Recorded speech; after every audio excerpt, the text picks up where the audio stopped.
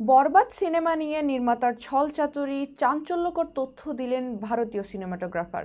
বিস্তারিত শাহিদা আহমদ জান্নাতের ডেস্ক রিপোর্টে। ঈদ উল ফিতরে মুক্তি পেয়েছে ঢাকায় সুপারস্টার সাকিব খান অভিনীত বহুল আলোচিত ছবি বরবাদ। মুক্তির আগেই ছবিটি নিয়ে নানা অনিয়ম ও জটিলতা তৈরি হয়, তবে সেসব কাটিয়ে অবশেষে সিনেমাটি দেশে প্রেক্ষাগৃহে প্রদর্শিত হয়। এই ছবির মাধ্যমে পরিচালক হিসেবে আত্মপ্রকাশ করেন মেহেদী হাসান হৃদয়, যিনি নিজের প্রথম পরিচালনায় প্রশংসাও কুড়াচ্ছেন।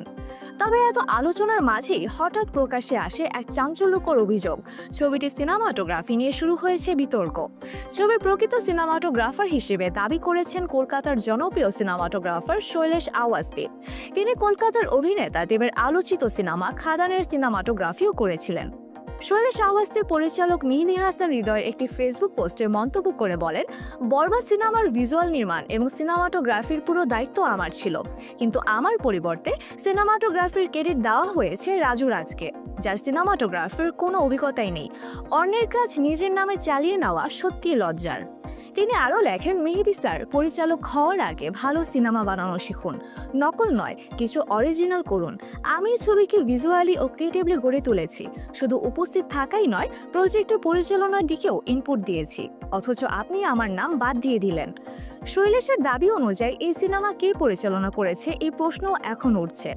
আমি ছবির ভিজুয়াল কনসেপ্ট থেকে শুরু করে দৃশ্যায়নের পুরো কাজ তদারকি করেছি। আমি চুপ করে থাকবো না, এটা কেবল পেশাগত নয় বরং ব্যক্তিগত বিশ্বাসঘাতকতা। এই গুরুতর অভিযোগের বিষয়ে পরিচালক মেহেদী হাসান হৃদয় এখনো আনুষ্ঠানিকভাবে কোনো মন্তব্য করেননি। বরবাদে প্রযোজনা করেছে বাংলাদেশের রিয়েল এনার্জি প্রোডাকশন এবং ভারতের রিদি সিদি এন্টারটেইনমেন্ট।